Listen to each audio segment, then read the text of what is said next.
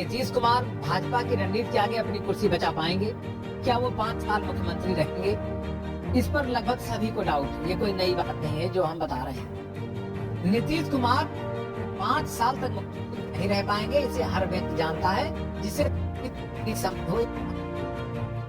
भाजपा का इतिहास किसी से छुपा नहीं है। जिन भी साथियों के साथ वो सरकार बनाई है या सहयोगी रही है या जिनका सहयोग लिया है, उनको धीरे धीरे धीरे करके मिटा देती है। इसमें कहीं कोई डाउट होना नहीं चाहिए। चाहे वो महाराष्ट्र का उदाहरण देख लीजिए, कहीं का उदाहरण आप उठा के देख लीजिए, तो ये आप निश्चिंत होकर सोच सकते हैं कि नीतीश बाबू इस बार जिन्हें कुर्सी कुमार के नाम से जाना जाता है, वो बहुत लंबी पारी नहीं खेल पाएंगे। उसका पीछे कारण साफ दिखाई दे रहा है।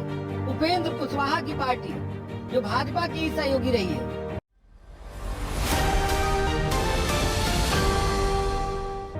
यहाँ तक कि उपेंद्र कुशवाहा ने लोकसभा का चुनाव हारने के बावजूद विधानसभा का चुनाव भाजपा के साथ, जेडीयू के साथ मिलकर लड़ा। उसके बावजूद, इतनी वफादारी के बावजूद उनकी पार्टी को पूरी तरह से खत्म किया जा रहा है।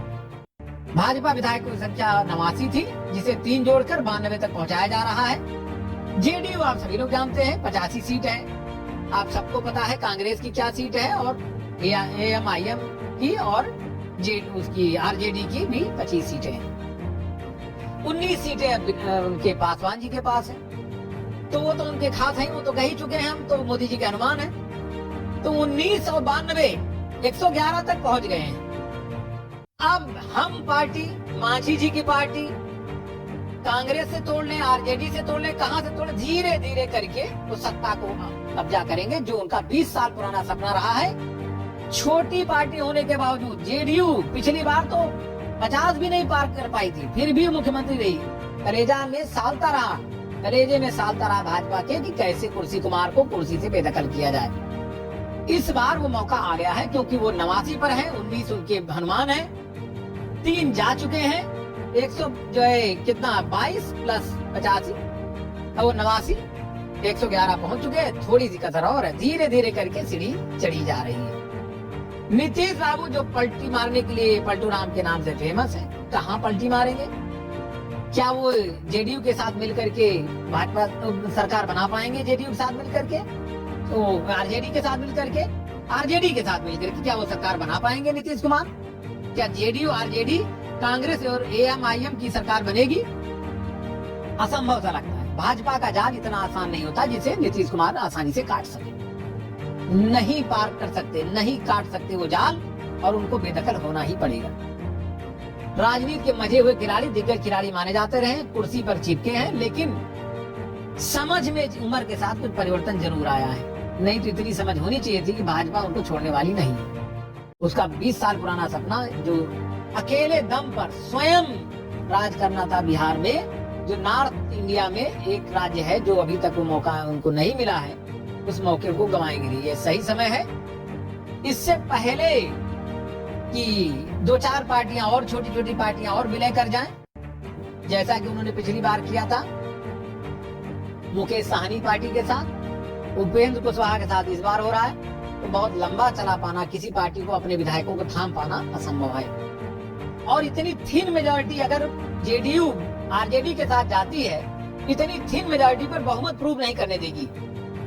किसी कीमत पर बीजेपी उनको बहुमत प्रूव नहीं करने देगी। इसलिए कुर्सी कुमार की कुर्सी जाना इस बार तय है। भाजपा की सरकार बनने से कोई वहां रोक नहीं सकता। ये दिन गिनने की बात है। इस शुभ दिन मकर संक्रांति से शुरू होंगे तो शुभ काम उसी पर हो जाएगा। भूमिका बन रही है। छटपटाने वाले छटपटाए चाहे जितना। अब इस फंदे को अपने गले से ना नीतीश कुमार निकाल सकते हैं, न उपेंद्र कुशवाहा निकाल सकते हैं, न मांझी निकाल सकते हैं, और धीरे धीरे पासवान जी का भी वही हाल होगा जो नीतीश कुमार का होने जा रहा है। और जेडीयू आरजेडी के साथ पलटी मार करके सरकार नहीं बना पाएगी, चाहे जितनी कोशिश कर ले। वर्तमान परिस्थितियों में ये करने का जब समय था तो उन्होंने किया नहीं, तब तो केंद्र सरकार को सपोर्ट किया। केंद्र सरकार 240 बीजेपी थी, अगर ये सपोर्ट ना करते नीतीश जी तो कतई सरकार ना बनती। लेकिन ये मौका अपने हाथ से गंवाया, फिर उनके साथ मिलकर चुनाव लड़े, छोटे भाई फिर बन गए, और भाजपा इतना सीटें पा चुकी है जहां से इनको बेदखल करने में उसको कोई दिक्कत नहीं होगी। और जहां तक रही बात केंद्र सरकार से समर्थन वापस लेने की, वो इनके दूर की कौड़ी है, इनके बस का नहीं। क्योंकि जेडीयू के 12 सांसद हैं तो लेकिन वो नीतीश के नहीं है, वो बीजेपी के हो चुके हैं। बीजेपी से दिल मिला लिया है, दल एक साथ चला जाएगा पूरा का पूरा, और ये उसी तरह देखते रहेंगे जैसे एक समय रामविलास पासवान की पार्टी को पारस पासवान और चिराग में बांट दिया गया। महाराष्ट्र में शिवसेना उद्धव ठाकरे और मूल शिवसेना जो थी उसको लेकर चले गए एकनाथ शिंदे। तो इस तरह अब किसी कीमत पर ये खेल संभव हो नहीं पाएगा, नीतीश को जाना ही पड़ेगा। आरजेडी अपने विधायकों को बचा ले, वही बड़ी बात है। और या तो शुरुआत में ही वो तुरंत आरजेडी के साथ आ गए होते, तब उनके पास कोई रास्ता नहीं है कुर्सी गंवाने के सिवा। और बीजेपी सत्ता को हथियाने के लिए कुछ भी भूमिका बना देगी, इनको छोड़ेगी नहीं।